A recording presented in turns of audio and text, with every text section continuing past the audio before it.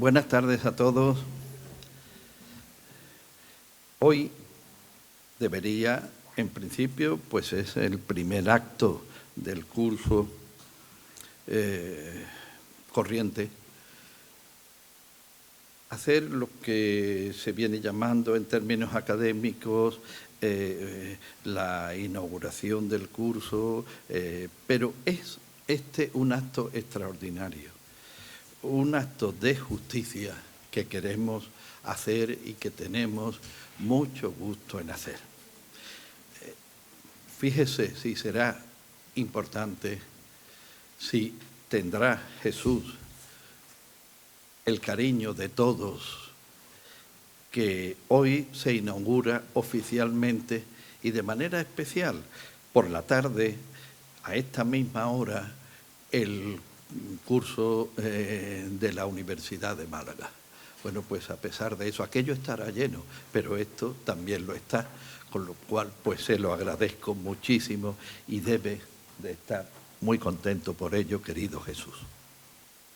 Me van a permitir una digresión personal. Antes quiero dar las gracias y la bienvenida a algunas personas especialmente significadas por lo que representan y simboliza su presencia aquí. Don José Escalante, presidente de la Real Academia de Antequera, siempre bienvenido a esta casa. El señor concejal de Cultura de la ciudad de Antequera y de quien tanto esperamos en su mandato, porque va a hacerlo bien y va a hacer muchas cosas. También mi pariente, que no veo, que es el secretario, esto es, de la Academia, a quien también doy la bienvenida. Y me van a permitir que, aunque sea una persona de la académica de número de nuestra institución, quiera también dar la bienvenida, porque desgraciadamente no se prodiga, y no porque ella no quisiera, sino porque, en fin, naturaleza obliga y manda, a María Victoria Atencia, a la que luego de alguna forma haré brevísima referencia por lo que verán. Hace muchos años, incluso había entonces allí algunas personas de las que están aquí, por ejemplo, doña Rosario Camacho, una galería de Málaga que se llamaba La Mandrágora, expuso una serie de dibujos de un magnífico dibujante llegado o recién llegado de la Escuela de Madrid. Pero junto a esos dibujos había una escultura que casi no cabía en el espacio y que se lo comía todo. Me refiero a la escultura de Cánovas del Castillo. Esa escultura está hoy, después de algún avatar ciudadano, presidiendo el paseo de su nombre allí al finalizar el parque. Magnífica escultura. Allí empezamos a conocer, de la mano de Rafael León y María Victoria, a Jesús Martínez Labrador. Hoy les acompañan muchos amigos, a todos la bienvenida, y les acompañan también sus dos hijas. Clara, que se me ha presentado y dice, ¿me recuerdas? Digo, a ti, sí, yo te veía así, ¿cómo te voy a recordar? Pero ella se acordaba de mí. Y también a Sara, que era tan chiquitina cuando yo la veía, que claro, bueno, pero muy bienvenida seáis, de verdad, muy bienvenida. Concluyo esto diciendo, en 1914, hace ya, por tanto, más de un siglo, Duchamp revolucionó la mirada para con el arte, porque hizo de un urinario una escultura. Claro, él no había intervenido nada en el objeto, pero nos había hecho ver de otra manera. A mí siempre me impresionó saber cómo y ver cómo Jesús Martínez Labrador, tan dominado por su torcal de su alma, era capaz de coger las piedras que aparecían en él, y esas piedras hoy no le habrían dejado hacerlo. Y esas piedras, con unas bases que él pacientemente proyectaba y hacía, se convertían en esculturas. A su manera, Jesús estaba haciendo con las piedras del torcal lo que Duchamp hizo con un objeto industrial: enseñarnos a ver de otra forma. Esa maravilla es el arte, cuando el artista es auténtico y profundo. Ese es el caso de Jesús, y por eso esta academia se honra en rendirle, aunque a él no le gusta la palabra, en rendirle homenaje y reconocimiento por su labor, por su entrega al arte y por una vida sacrificada en pos de la profundidad que el arte tiene. Tengo que agradecer muy mucho en toda esta historia, en toda esta movida que se ha montado alrededor de este, permítemelo, homenaje, la labor de Fernando de la Rosa, incansable y entusiasta académico, que ha estado desde mucho tiempo haciendo que todo esto fuera posible. Ahora les voy a dar la palabra al señor secretario Francisco Ruiz Noguera para que nos lea el particular del acta que corresponde.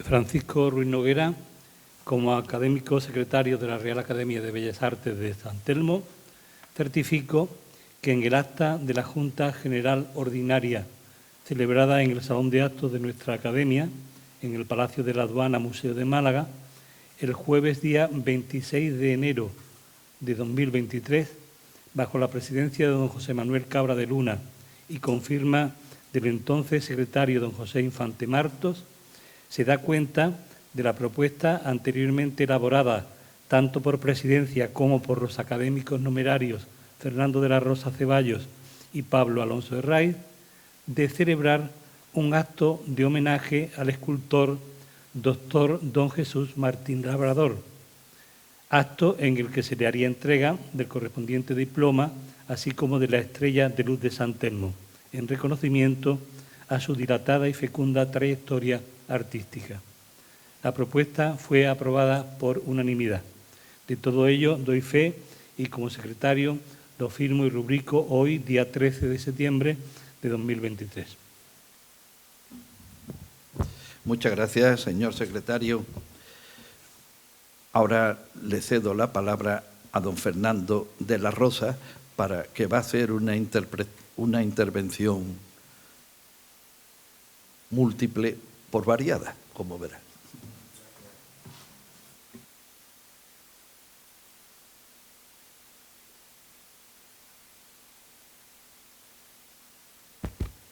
Señor presidente, autoridades, apreciados compañeros y compañeras de la Academia, familiares, queridos amigos todos, esta tarde nos reunimos con un escultor de gran talla y molde irrepetible.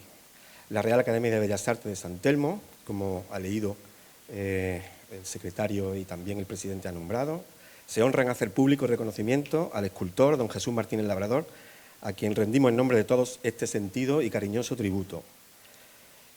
Antequerano de nacimiento y artista ligado por la poesía a la tierra y su sustancia, querido Jesús, vives ahora en Archidona, donde te pusiste a los pies de la Vega y el Cerro de la Virgen por montera.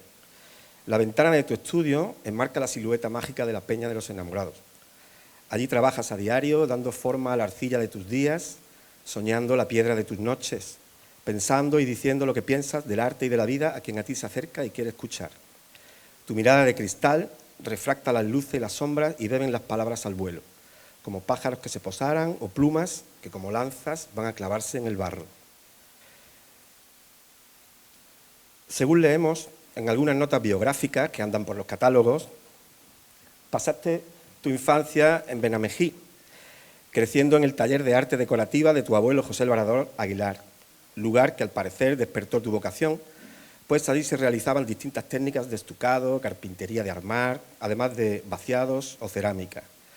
Durante tus estudios de bachillerato en Antequera y en Córdoba, aprendiste en el taller del escultor Francisco Sánchez Ramos, iniciándote en el fresco y en el grabado.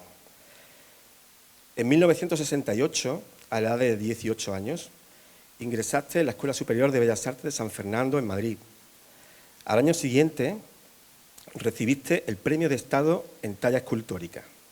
Simultaneando tus estudios, trabajaste en el taller de reproducciones artísticas y vaciados, en el Museo de América y también en la Fundación Capa, casa con nombre y apellido tan importante para la escultura contemporánea.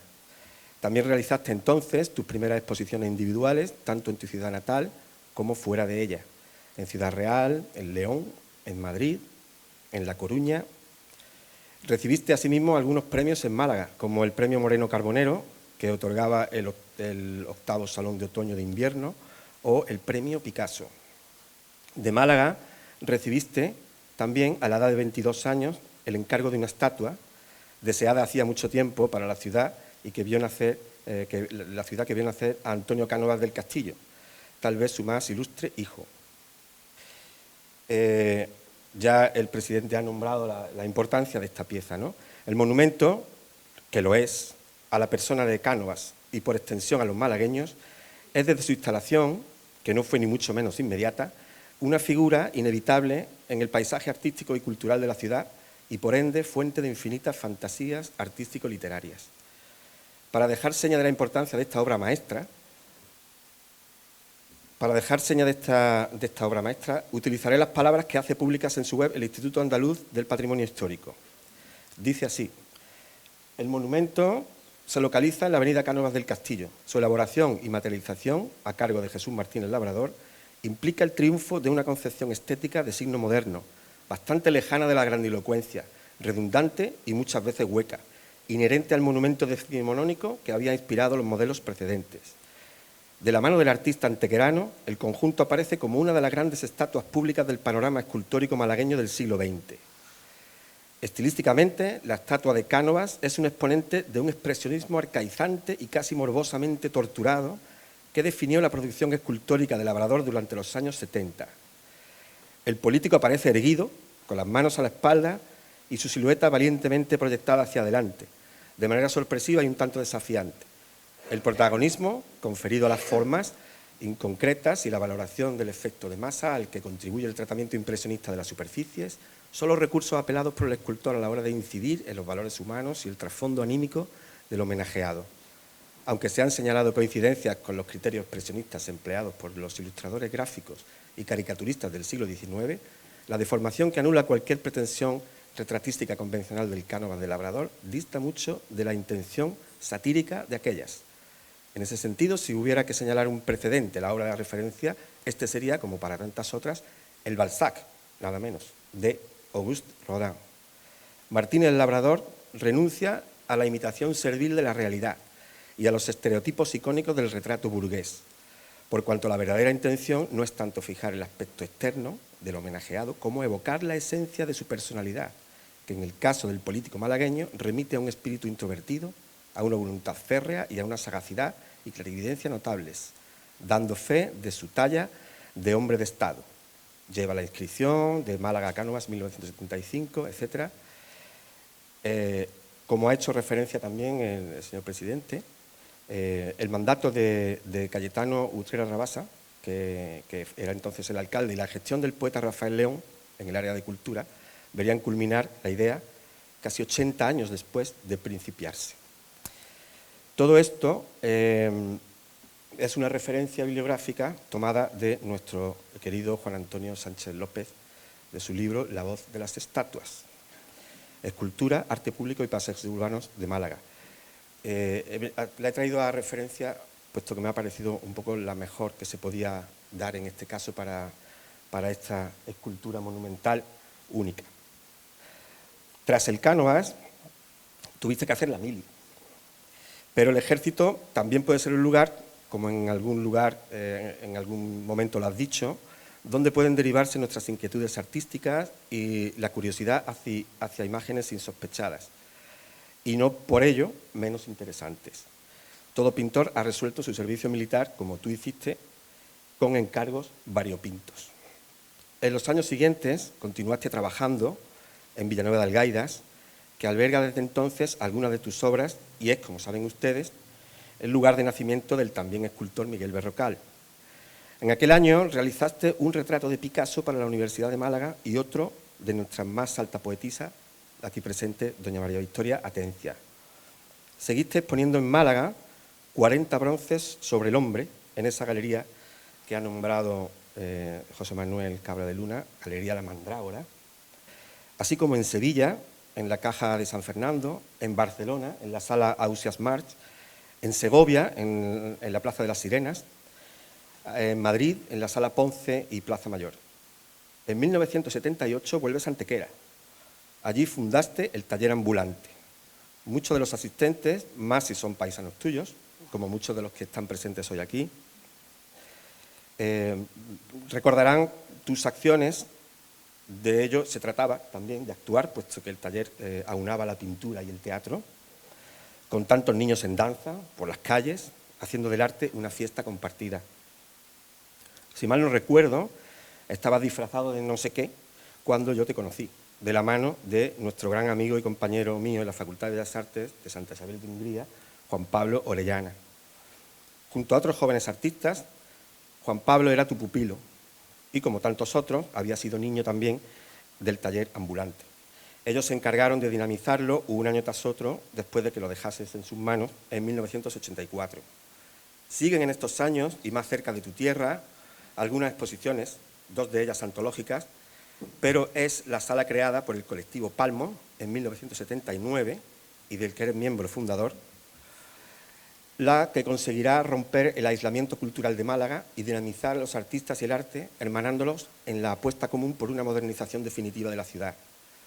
Por esa mítica sala, y así la podemos calificar por la trascendencia de su legado, pasó la práctica totalidad del arte español contemporáneo, incluyendo a los 2 grandes grupos artísticos de más peso internacional, como eran El Paso o Dau al Set. Fue Palmo punta de lanza y motor de la reactivación del movimiento artístico en Málaga. Significó mucho para vosotros, pero también fue un revulsivo en la motivación de tantos artistas que se sumaron a ese impulso. Desde Palmo hicisteis posible contactos, conexión en definitiva, con otros grupos artísticos, fundaciones y otras entidades a nivel nacional que sin el colectivo no hubiese podido darse. Es con 2 miembros de este colectivo, Dámaso Ruano y Manuel Barbadillo, con quienes creas en 1981 los murales monumentales en el edificio de servicios múltiples de Málaga, que aún pueden verse. En estos tempranos 80 concibes el monumento a Jorge Guillén, en 1983, quien, a pesar de los avatares, encontró su sitio en la ciudad, como también lo hizo algo más tarde el de Blas Infante, en 1985. Paralelamente a la importante labor divulgadora, también didáctica, de Palmo, es fundamental tu labor creadora y tu empeño en proyectarla o perpetuarla a través de la actividad docente. Hablo en este caso de las archiconocidas escuelas taller, que se implantaron en Andalucía a principios de los años 80 y que fueron una iniciativa, en gran parte creación tuya, para restaurar sitios históricos o monumentales, enseñando a los aprendices todos los oficios de los que necesitaba el lugar histórico o monumental para salvarse de la ruina o levantarse de nuevo. Así, eres nombrado director de la Escuela Taller La Colegiata. Entre 1986 y 1988 te encargarás de restaurar en su integridad la Real Colegiata de Santa María la Mayor de Antequera. Con esta tarea de gran calado, por supuesto, se proporcionaba trabajo y estudios especializados a un centenar de jóvenes. Se les capacitaba para acometer faenas de cantería renacentista o poder restablecer así el aspecto original de la piedra, formando a su vez canteros y escultores. Había que reponer o restaurar muchos otros elementos. La forja del hierro comenzaba forjando herreros. El mismo proceder para con la madera, la albañilería, las vidrieras, los relieves, las molduras, los artesonados, las cubiertas y solerías, cerámicas y otros oficios casi ya extinguidos, detenida en el gesto mismo de la materia quieta. Traigo ahora la afirmación que haces en tu texto antes citado de la imposibilidad de que el artista pueda ser libre. El artista no puede elegir, tiene que actuar una y otra vez, confrontándola a la materia para que en esa lucha acceda a la razón, que no podrá alcanzar si no es a través del sentido, que a su vez, como invocaba Kandinsky para la pintura, debe ser iluminado por el impulso activo de una necesidad interior. Esas palabras son de Jesús, están entrecomilladas. Impulso activo de una necesidad interior. Palabras que no son de barro, sino que podrían estar cinceladas en la piedra de nuestra memoria. Una escultura, abro comillas, una escultura es la cosa menos razonable de cuantos objetos existen. No es resultado de una elección, sino de una necesidad, de alguna ley y desconocida pero imperante. La libertad no es posible. Mas la imagen, rescatada, se aparece a quien no la busca y parece huir del que la persigue. Es ella la libre. El escultor y sus manos siguen prisioneros del sentido. Y la razón, de nuevo a solas, no puede hacer nada. En arte, como en amor, no se elige. Se obedece el mandato o se lamenta no haberlo hecho. Yo he traído, además de estas palabras, también tuyas, de Clara, he traído algunas palabras de nuestro querido amigo y pintor verdadero, que es, ya he mencionado antes, y que me ha pedido que te las transmita, Juan Pablo Orellana. Él no ha podido venir, pero ha querido estar aquí con este mensaje. ¿Podemos ponerla?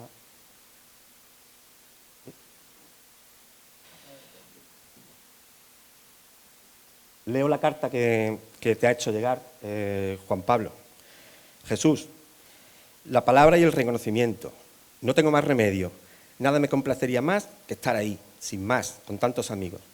Un abrazo, un gesto esbozando un ademán de antaño, una sonrisa, acaso algunas lágrimas. No hace falta más y, sin embargo, por razones que no obedecen al capricho ni a la frivolidad, no tengo más remedio.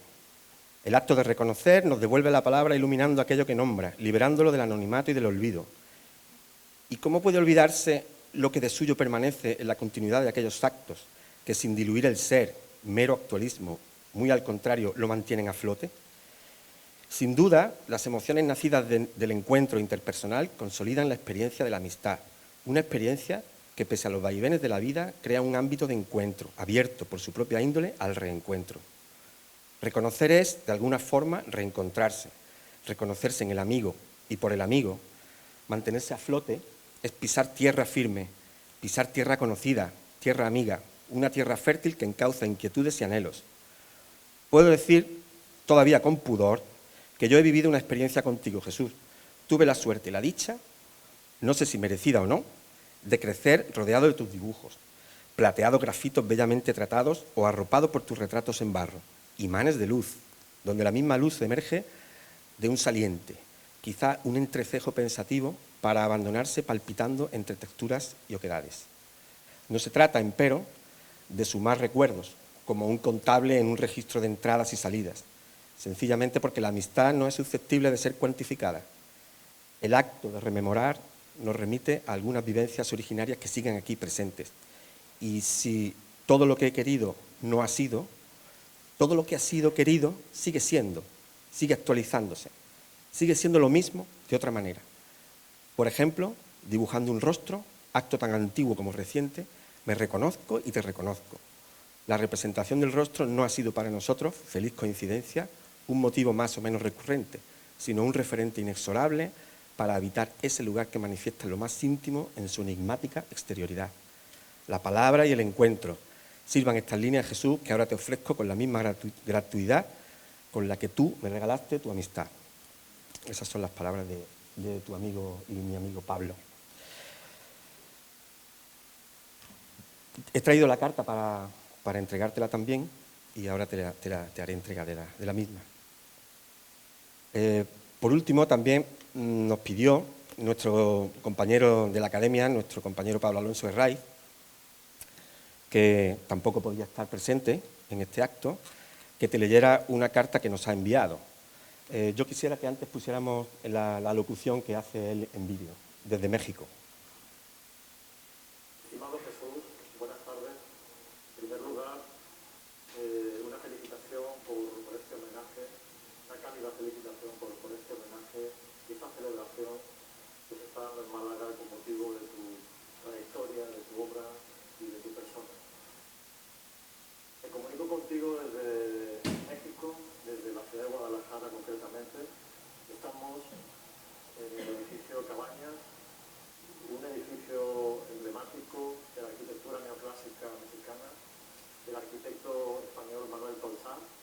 En su momento fue hospicio de huérfanos, llamado Casa de la Caridad y la Misericordia, en el año 1810, y ahora alberga los fantásticos frescos, murales de José Clemente Orozco, además de superficies museísticas.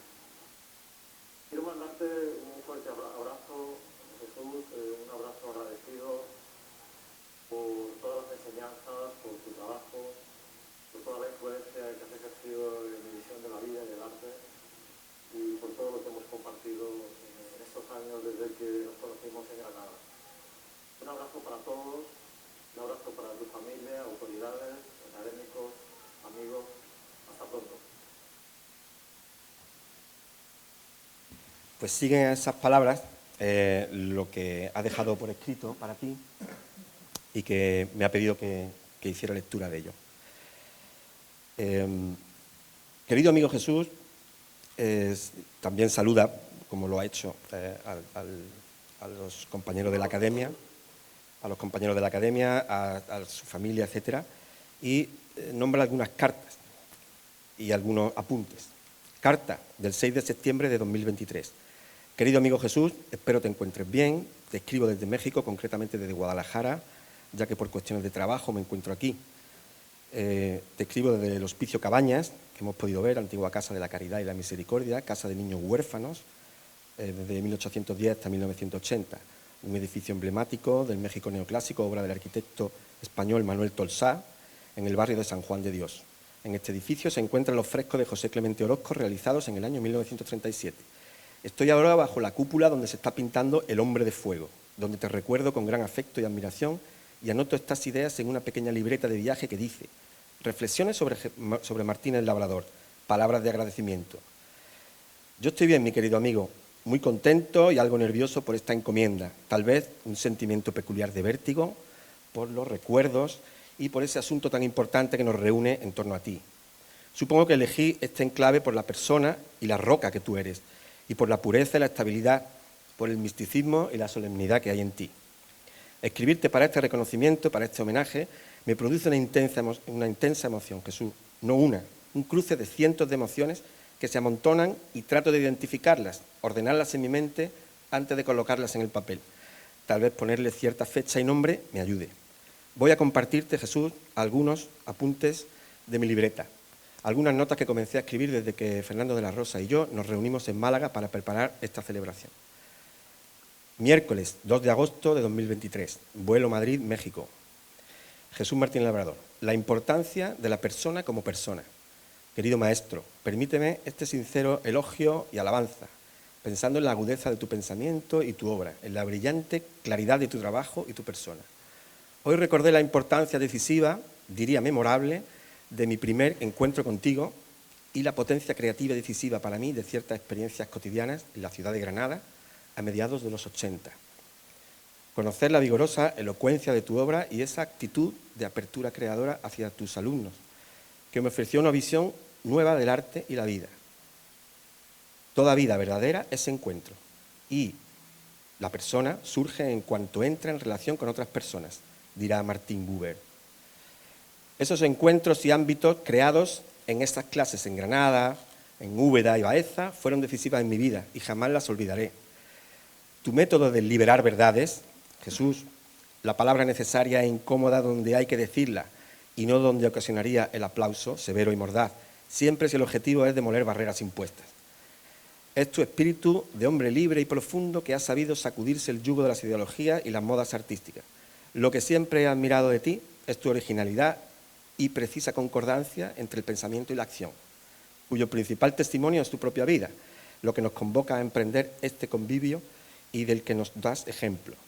Es pues tu pensamiento honesto, lúcido y edificante lo que nos mueve a buscar en el corazón de tu obra el discernimiento y el libre examen de nuestras propias debilidades y creencias. En tu visión estética del mundo consideras que la realización del hombre, entre comillas, consiste en hacer de él una obra de arte, cuyo fin último es la felicidad, la meditación de la verdad y la contemplación de lo bello. Viernes 5 de agosto, posibles reflexiones en torno a la obra del Labrador. Querido amigo, en estos años entendí tu obra como un instante decisivo de la escultura y relacioné tu obra con el fotógrafo Cartier-Bresson. La fotografía es, para mí, el impulso espontáneo de una atención visual perpetua, que atrapa el instante y su eternidad. La frase es de Cartier-Bresson. La escultura es para ti un impulso espontáneo, una necesidad de expresión. Tu escultura, querido maestro, capta ese instante único, fugaz e irrepetible, instante clave y preciso, la convergencia de elementos precisos. Es un elogio al fragmento. Si me permites, muchas veces te has decantado por lo fragmentario e incompleto. Con tu factura libre te sumerges en la estética del fragmento, yo diría, escondiendo el final. Como señala Omar Calabrese, el fragmento es un elemento con entidad propia que no precisa de la presencia de la totalidad para ser definido. Lunes 8 de agosto. Querido maestro, una vez te escuché decir, tenemos que ser vulnerables al amor. Y pienso que el labrador siempre deja la obra en estado vulnerable. Ser vulnerable, para ti, es la condición que hace posible toda nuestra experiencia humana. Inconclusa, siempre abierta y contradictoria.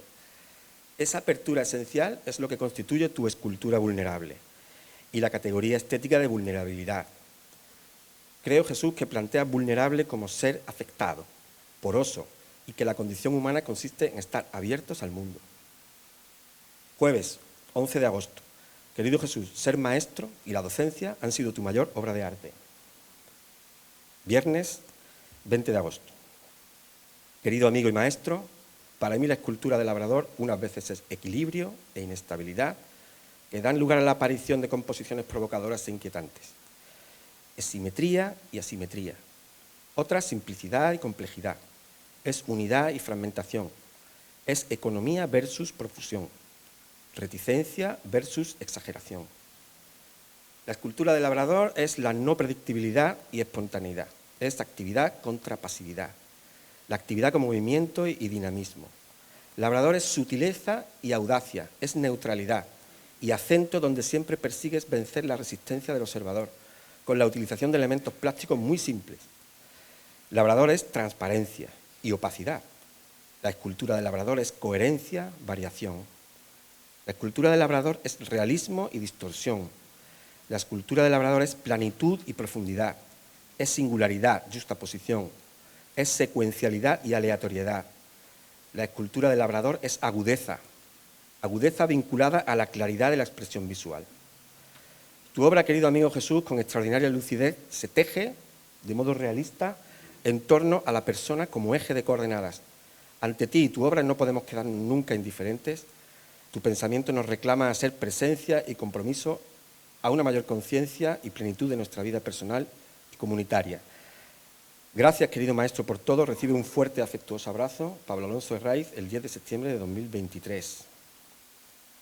Yo he terminado, pero quisiera dar antes la palabra a tu Clara, porque creo que tiene ella, ¿no?, una locución o tiene algunas palabras por decir a Clara y Sara, si quiere también decirle algo a su padre. Si queréis subir aquí para dedicarle unas palabras. Muchísimas gracias a todos.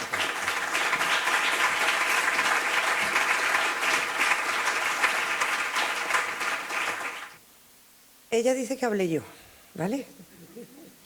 Pero el mensaje está escrito y dictado por el corazón de las dos. Yo voy a mirar a mi Mari Vitoria, como yo le decía de niña, porque nunca me hubiera esperado que... Y mi padre soñaba de noche, en los sueños, que tú estarías hoy ahí sentada, pero claro, sabía que no era posible. Como decía Cervantes, por lo imposible peleo.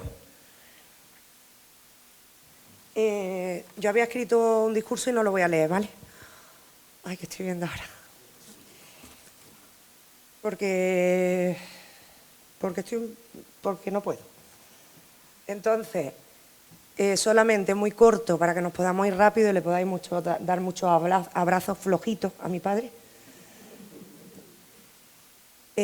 Os voy a dar algunas de sus claves poéticas, algunos de los versos que han estado siempre en su taller y que muchos ya conoceréis.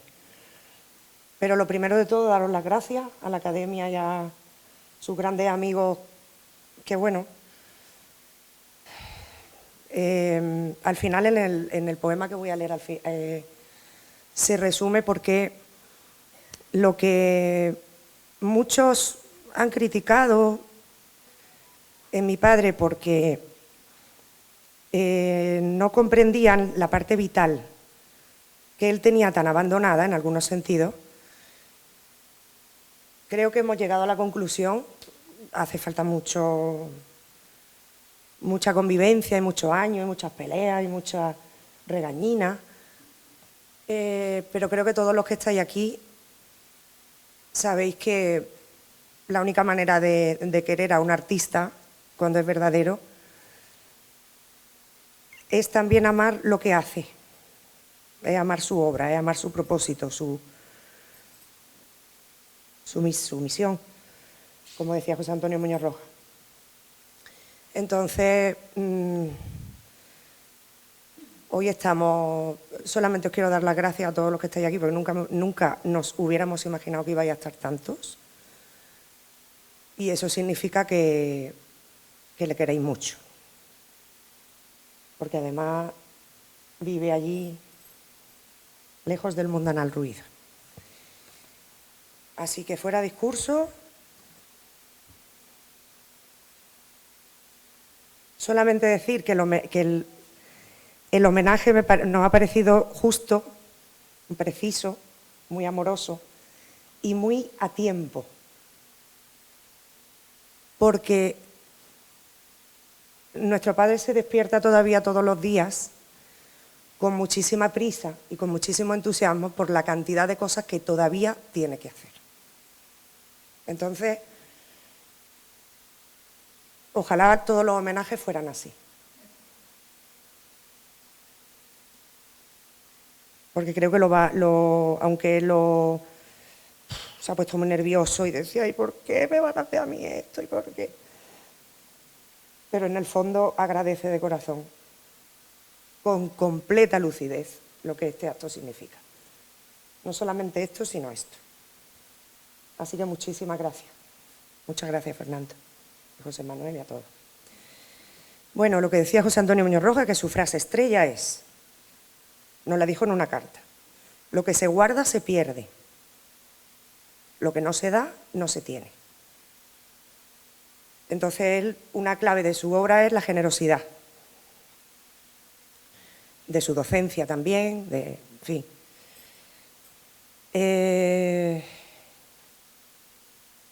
Y luego quería archivar solamente lo que a veces hablamos por teléfono, las conversaciones surrealistas que tenemos a veces con él por teléfono, y que eso si no se cuenta aquí, no sé ni se va a publicar ni se va a decir en ningún sitio. Entonces yo creo que también para que, porque yo estoy a punto ahí de echarme a llorar y no poder hablar, pues nos reímos un poquito también, que yo creo que el sentido del humor y mi padre son inseparables. O sea, tampoco no puede haber un homenaje completo si no hay un poquito de risa, ¿no?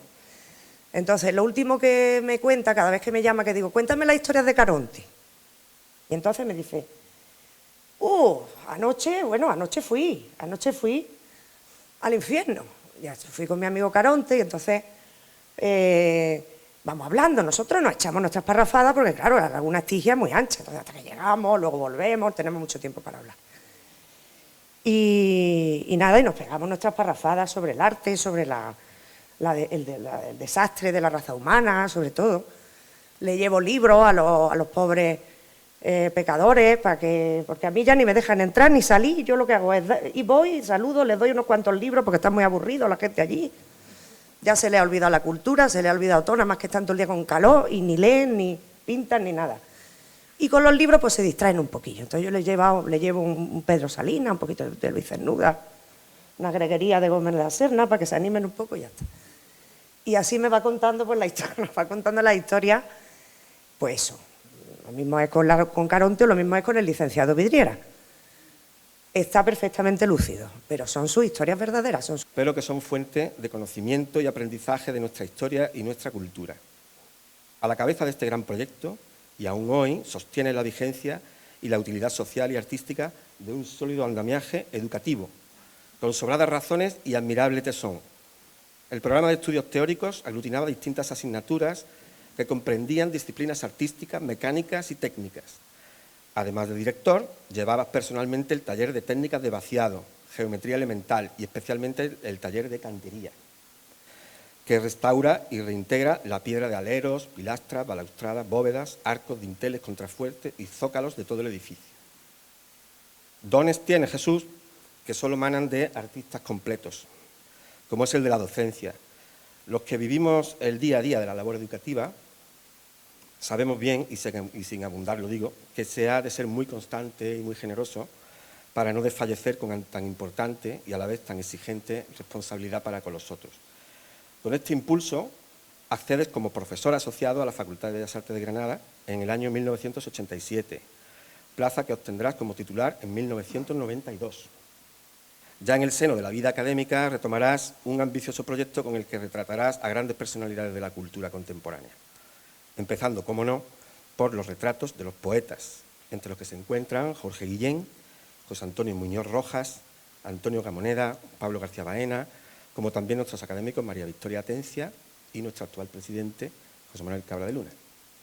Estos retratos serán los que irán conformando el corpus de tu tesis doctoral, cuyo título será sugerido por tu admirado amigo Muñoz Rojas, Palabras de barro. Por eso, ausente de palabras, una tesis de carácter práctico, con la que defiende la creación artística como forma autónoma de expresión y de conocimiento. Explicabas, además, que estas esculturas no las había realizado a partir de fotografías, sino que siempre fue fundamental la presencia del amigo y la pose viva en el estudio. En Granada dirigiste el taller de escultura en piedra de los cursos de la Universidad de Verano de Escultura que la Fundación Capa convocaba en el Castillo de Santa Bárbara, en Alicante. Allí escribiste el tratado La razón y la mano sobre las vicisitudes de la escultura ante el desarraigo de las tendencias y de los medios. Tomo de este texto estos fragmentos. Conocemos el mundo por datos y haceres que heredamos de la memoria del tiempo, y también lo conocemos por lo que nos va dictando nuestra experiencia viviente. De una parte la razón y las razones, y de otra nuestras manos. En el centro, los sentidos. También dices en la razón y la mano. Cuando una escultura se acaba, empieza su andadura real en el tiempo. Es un viejo tópico. El tiempo es ahora el hacedor. Toda una fortaleza de granito se convierte en arena mientras una concha se hace fósil. Así también el destino, pienso yo, sin hacer del alumno o el aprendiz, a partir del momento en que se aleja de la sombra del maestro y camina solo, buscando luz propia. Se diría, Jesús, que viviera varias vidas y libres, con las alas de piedra o las alas de barro de la escultura, que te escogió para que nos contases la verdad de la forma, de la materia y el sentido que emana de ellas. El alma buscada siempre allí donde hay materia. La vida de la música y la vida de las palabras, todo lo que la poesía es capaz de devolver al desorden mágico del arte. La vida de la pintura, que no es poco para un escultor, materia y alma es también el color. Y la vida que brota de la maraña de las líneas en el boceto de un cuerpo, de un rostro veraz. La vida misma que también propina los palos, que son el embés de la caricia amorosa, la cruz del sentido último de las cosas. Palos muy duros y muy crueles, que casi te matan en un trance del que afortunadamente para todos estás sanando. Sé de tu propia voz que el barro te sirve como materia plástica con la que ejercitar y recuperar la movilidad de tus manos rotas. La arcilla dará así nueva forma y plasticidad a tus dedos. A principios de este año, buena parte de tu obra ha sido acogida en el Museo Municipal de Antequera, reservándote una de sus salas, lo cual debiera ser frecuente en vida del artista. Eres académico de honor de la Real Academia de Nobles Artes de Antequera, a cuyos miembros aquí presentes saludo especialmente. Es ejemplar que una ciudad como Antequera exhiba en sus colecciones públicas a sus artistas vivos, tan importantes en el panorama nacional, como también lo hace con Cristóbal Toral, y debiera tal vez con Alfonso Albacete. Habiendo sido profesor, con vocación de escultor, me consta que has alimentado a muchos jóvenes con hambre por conocer los secretos de la escultura. Secretos que unas veces esconde la técnica y otras la materia, y que están reservados a los maestros como tú, educados en la tecné, que no es solo técnica o modo inherente en la práctica de un arte o de una artesanía, sino la conjunción del hacer y del saber. donde manan al unísono arte y ciencia.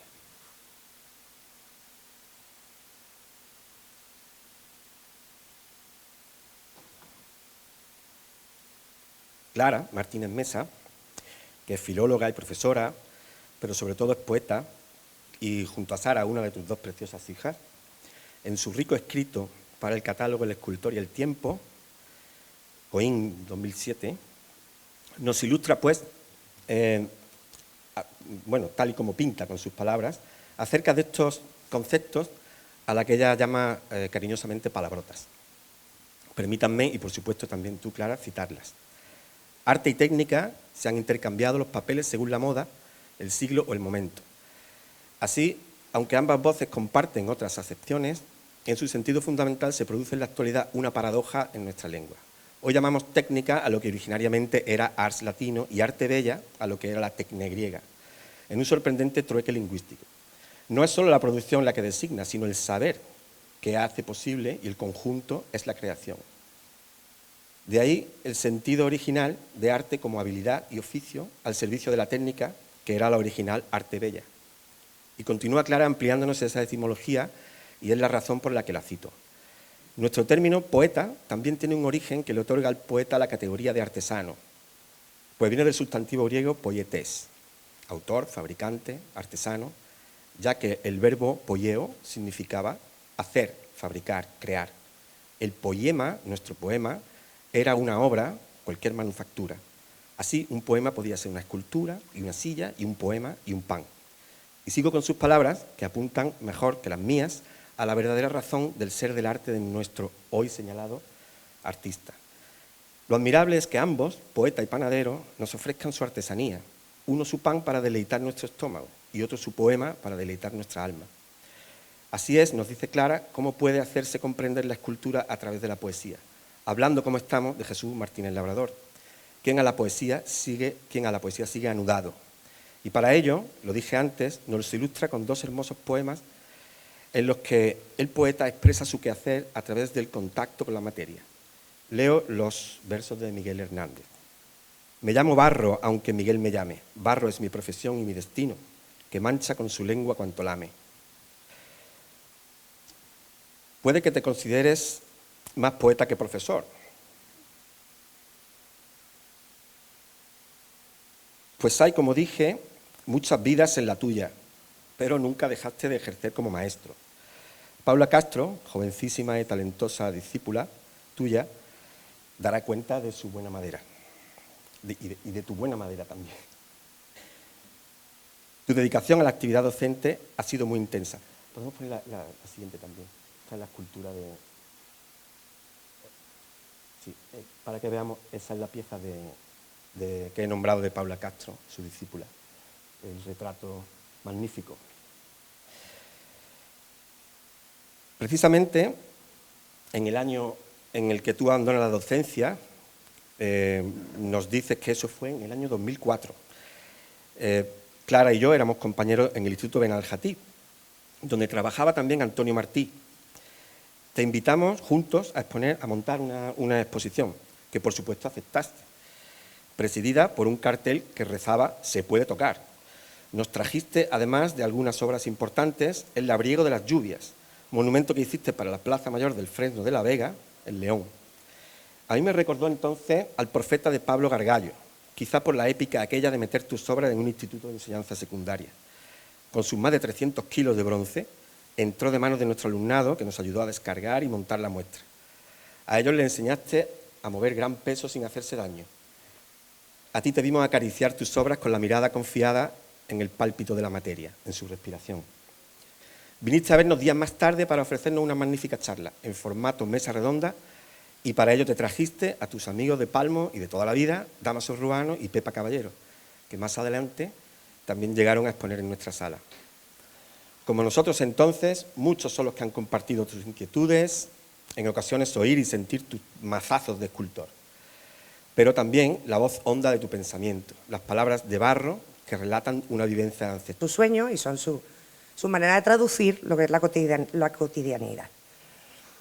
Bueno, y como hablamos de honestidad, de perseverancia, de generosidad, te termino dando las gracias a todos con un soneto de César Sandoval, que un amigo le enseñó y desde entonces reza en su taller. Lo que no logres hoy, quizá mañana lo lograrás. No es tiempo todavía. Nunca en el breve término de un día madurará la fruta, ni la espiga grana. No son jamás en la labor humana vano el afán, ni inútil la porfía. El que con fe y valor lucha y confía, los mayores obstáculos allana. Lucha y persevera, que en el mundo nada existe informe ni infecundo para el poder de un Dios o de una idea. Hasta la estéril y deforme roca es manantial si Moisés la toca, o estatua si Fidias la golpea. Y la última cosita, y ya nos vamos, y ahí tiene que salir, te va a poner de pie y todas esas cosas, ¿no? Es darte nosotras, en nombre de todos, las gracias a ti, papá, porque nos has dado, te voy a leer palabras de Sara,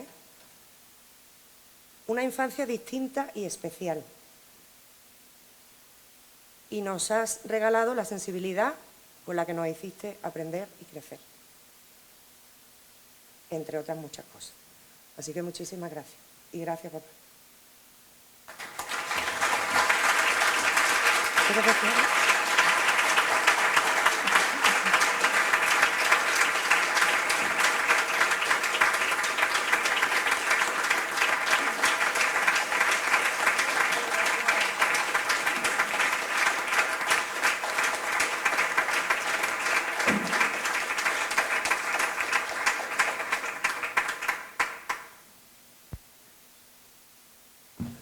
Porque es que se acoplan, ¿sabes? Vale, muchas gracias. Muchísimas gracias, Fernando. Muchísimas gracias, Clara, Sarita. Bueno, siempre os he recordado como Clarita y Sarita. Siempre. Bueno, así os trataba, así os decía vuestro padre. Yo no sé cómo os seguirá diciendo. Vamos a ir concluyendo este acto con la entrega de la estrella de luz de San Telmo, que es un diseño de nuestro académico numerario Sebastián García Garrido, y un diploma conmemorativo del acto.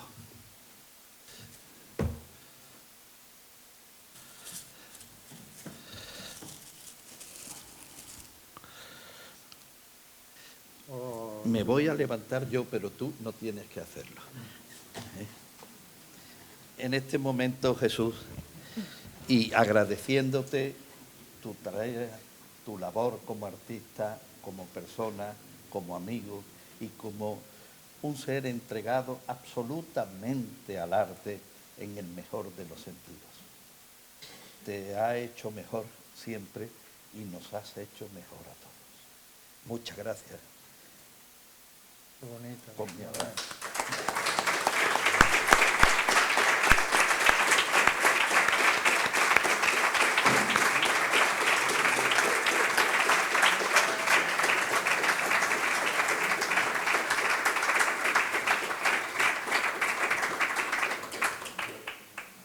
Dale. También diseño de nuestro Sebastián García Garrido, que no sé dónde está. Bueno, ahí, eso es. Bueno, eso, muchas gracias otra vez. Gracias a todos. Estamos muy contentos y yo creo que lo mejor para resumir el acto de hoy es, resumir he dicho, no concluir, es porque te queremos mucho, Yo lo sé. de verdad.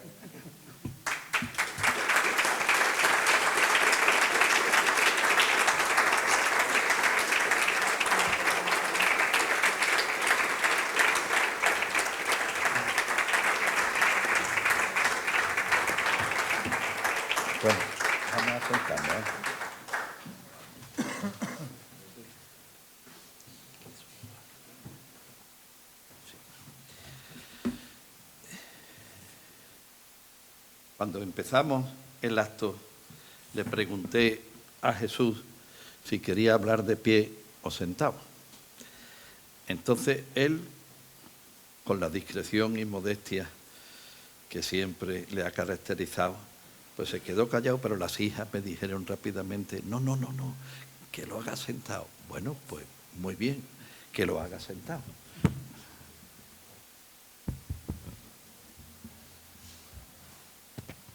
Sí, está funcionando. Bueno, señoras, señores, autoridades tanto académicas como políticas,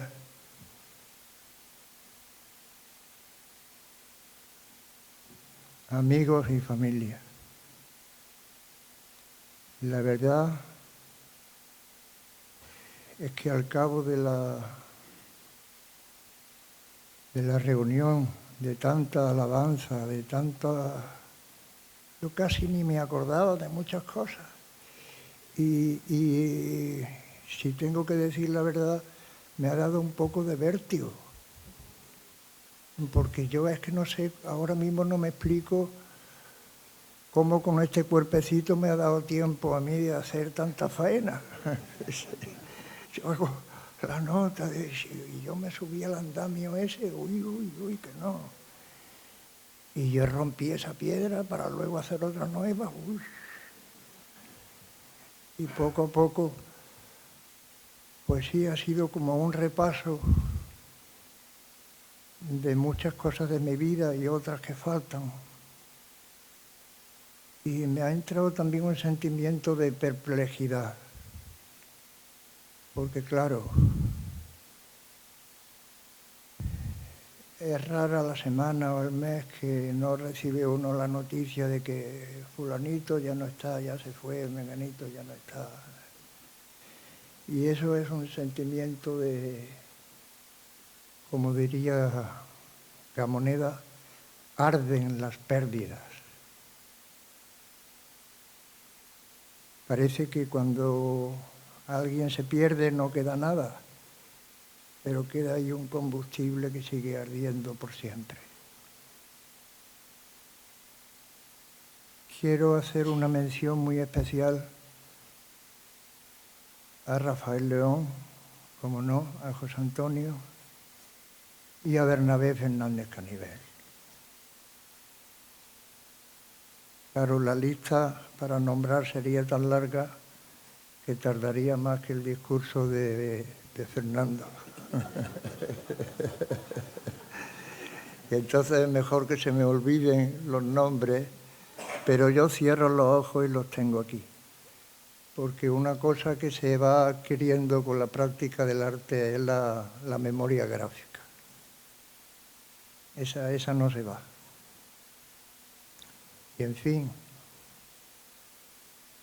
¿qué más puedo decir? Que qué suerte he tenido de nacer en una familia modesta que nos hizo trabajar para ganarnos cada uno en su camino nuestra vida, también de manera honesta. Y yo llegó un momento cuando terminé la carrera en Madrid que ante la vorágine que se estuvo planteando de supercontratos, que si la Mordó, que si tal, yo me dije, al final me voy a quedar sin obra. No me van a decir quién la tiene. Y me van a cobrar la beca, van a hacer la exposición, lo van a vender todo y me van a descontar lo que me han dado en estos 2 años. Así que no, yo cojo el rápido que se llamaba y me vine para Málaga. Me alegro ahora mucho de eso porque me ha permitido hacer las cosas con pocos medios pero con toda la libertad del mundo. Y bueno, haber podido tener también la ocasión de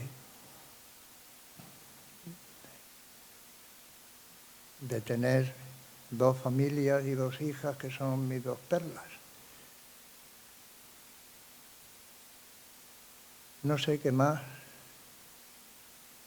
porque ya digo que ahora me siento muy perplejo y con mucho vértigo. Mucho vértigo, pero bueno, que el vértigo se quita. Una vez que te caes del andamio, se te quita el vértigo. Pues qué más deciros que gracias de todo corazón por haber venido y por haber estado conmigo en esta tarde tan estupenda que nunca olvidaré. Y si acaso algún día, para sentirme importante, cogeré la cruz de San Telmo, me la pondré aquí en la solapa. Muy bien. Muy bien, Jesús, pues muchísimas gracias otra vez.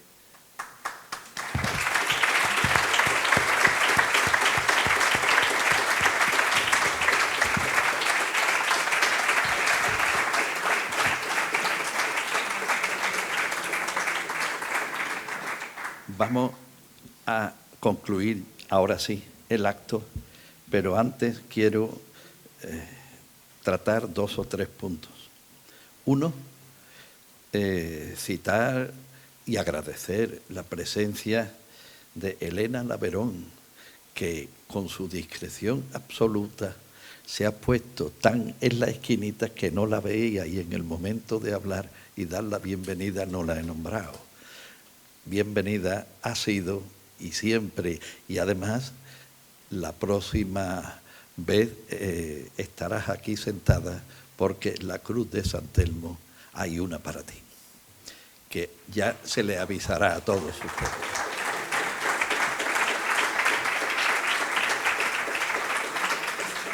La segunda cuestión es decirles que mañana a las 9 de la noche en el Museo Jorge Rando hay un homenaje a nuestro querido José Infante.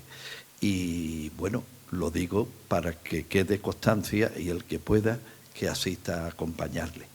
Y la tercera y última, aparte de darle las gracias a todos ustedes por su presencia, es el que los académicos, por favor, antes de marcharse, vengan y nos coloquemos convenientemente para una foto con nuestro Jesús, para que después, primero, tengamos memoria y recuerdo de este acto y segundo, para que lo podamos decir en el anuario.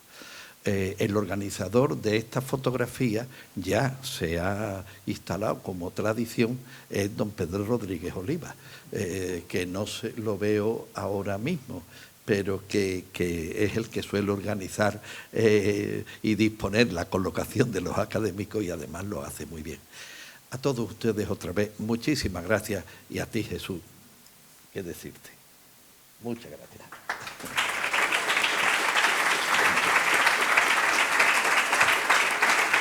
Sí.